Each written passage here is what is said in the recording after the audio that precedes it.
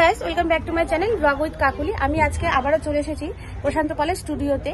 আর প্রশান্ত পালের স্টুডিও থেকে আজকে বেরোতে চলেছে নবদুর্গা। এখানেও কিন্তু একটি নবদুর্গা হয়েছে এবং নবদুর্গার মেন যে পার্টটা রয়েছে, মানে মেন যে দুর্গা রয়েছে, সেই মহিষাসুর মর্দিনীকে তোমাদেরকে আগে দেখাই, তারপরে একটা একটা করে বাকি যে 8টি মায়ের রূপ আছে সেটা তোমাদের দেখাবো।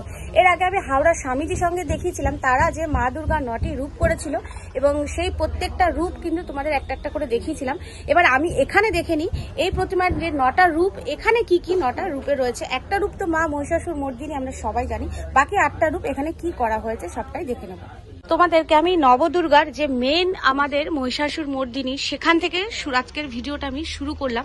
সেই প্রতিমা দেখানো থেকে শুরু করলাম। বাকি পরে 8টা যে মায়ের রূপ আছে সেটা তোমাদেরকে দেখাবো।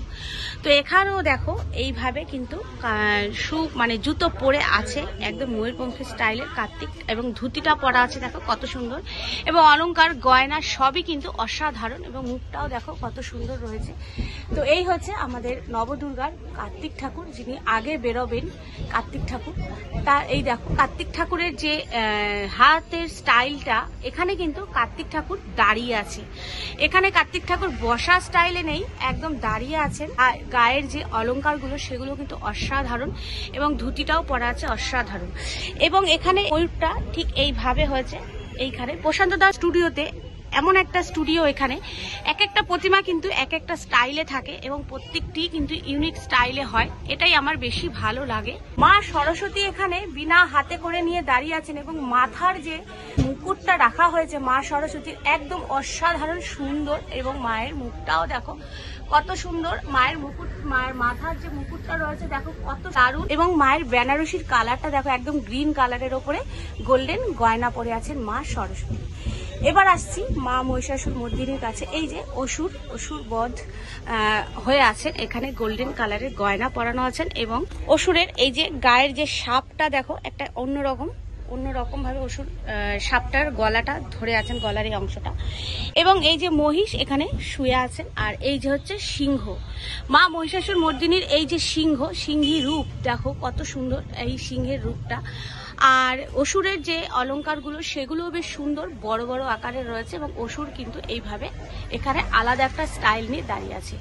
এবং মা এখানে দাঁড়িয়ে আছেন মহিষাসুর মর্দিনীর রূপে। মা কিন্তু এখানে একদম পুরো সোজা তাকিয়ে আছেন, এবং মা একটা রেড কালারের বেনারসি পরা রয়েছে এখানে, এবং মায়ের সুন্দর গয়না তোমাদেরকে দেখায়। এবং মায়ের এই যে হাতের মুখটা দেখো কত সুন্দর, এবং মায়ের মুখটাও দেখো কত সুন্দর লাগছে।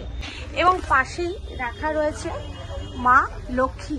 এই যে মা লক্ষ্মী রয়েছেন এখানে, মা লক্ষ্মীকেও ঠিক একই রকম বড় বড় গয়না পরানো হয়েছে, এবং এখানে পিঁয়াজি কালারের, মানে ডিপ পিঙ্ক কালার যেটা হয় সেই কালারের বেনারসি পরানো রয়েছে।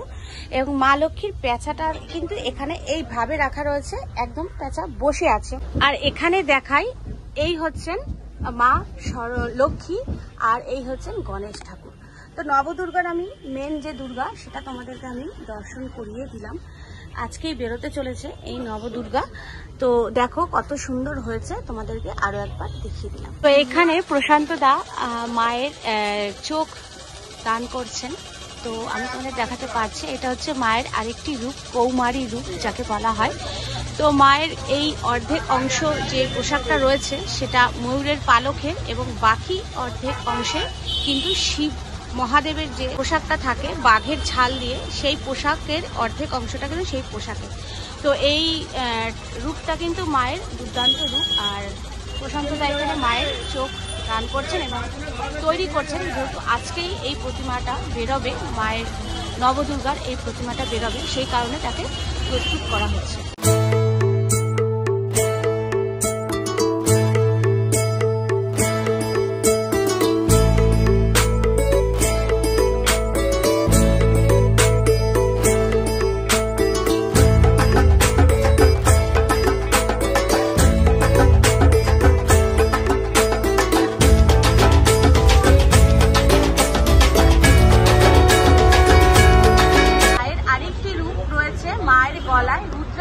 মালা রয়েছে রাখা, এবং মায়ের সঙ্গে রয়েছেন মায়ের ছোট সন্তান গণেশ ঠাকুর।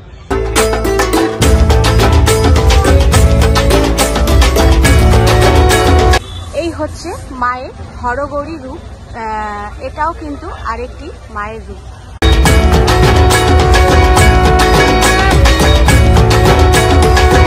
আর এখানে মহাদেব এইভাবে শুয়ে আছেন, আর তার মায়ের মহাদেবের বুকের উপরে আছেন মায়ের এটি আরেকটা রূপ, পঞ্চমুখী চামুন্ডা রূপে মা এখানে আছেন।